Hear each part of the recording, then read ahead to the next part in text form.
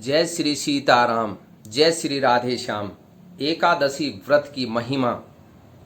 अपरा एकादशी व्रत का महत्व और इसकी कथा।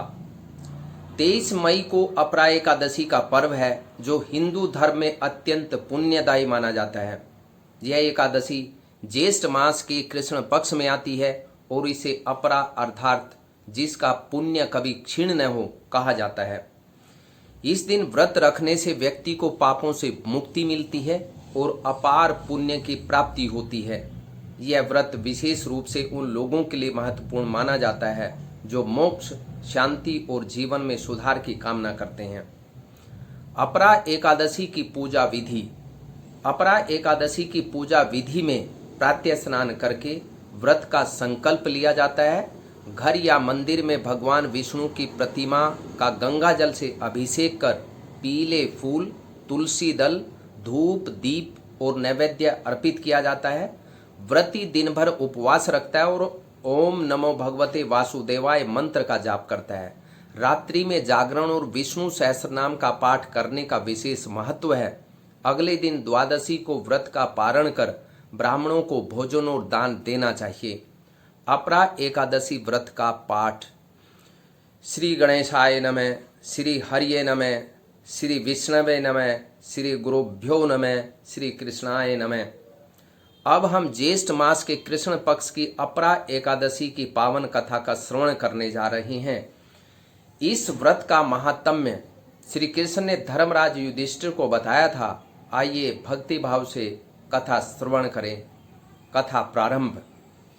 पुराणों में वर्णित है कि एक समय धर्मराज युधिष्ठिर ने श्री कृष्ण से पूछा, हे माधव, हे पुंडरीकाक्ष, कृपया मुझे ज्येष्ठ मास के कृष्ण पक्ष की एकादशी का नाम, उसकी विधि और उसके व्रत से प्राप्त होने वाले फल का विस्तार से वर्णन कीजिए। भगवान श्री कृष्ण बोले, हे राजन, इस एकादशी का नाम अपरा है। यह एकादशी समस्त पापों का नाश करने वाली तथा अपार पुण्य देने वाली है। इस दिन जो व्यक्ति श्रद्धा से उपवास करता है वह निश्चय ही समस्त पापों से मुक्त होकर मोक्ष को प्राप्त करता है। हे युधिष्ठिर, इस व्रत को करने से मनुष्य को वही पुण्य प्राप्त होता है जो गंगा में स्नान करने से, काशी में शिवजी की पूजा करने से, कुरुक्षेत्र में सूर्य ग्रहण के समय दान देने से, गया में पिंड दान से, पुष्कर में स्नान से, सोने का दान करने से और हजारों वर्षों तक तपस्या करने से प्राप्त होता है। राजा महिष्मान की कथा। भगवान श्री कृष्ण बोले, हे राजन, प्राचीन काल में महोदय नामक नगर में महिष्मान नामक एक प्रतापी राजा राज्य करता था।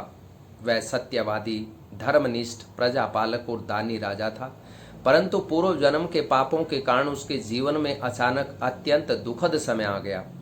उसके राज्य में विद्रोह हुआ, उसके विरुद्ध षड्यंत्र रचे गए और अंततः वह अपने सिंहासन से वंचित होकर दर दर भटकने लगा। भूखा प्यासा, कष्टों से ग्रस्त वह एक दिन एक मुनि के आश्रम में पहुंचा। उसने मुनि को अपना जीवन की सारी कथा सुनाई। मुनि ने उसे ध्यानपूर्वक सुना और कहा, हे राजन, तुम पूर्व जन्म में एक ब्राह्मण की निंदा तुमने की थी और एक निर्दोष व्यक्ति पर झूठा दोष लगाया था। उसी पाप के कारण यह कष्ट तुम्हें प्राप्त हुआ है, किंतु अब समाधान का समय आ गया है।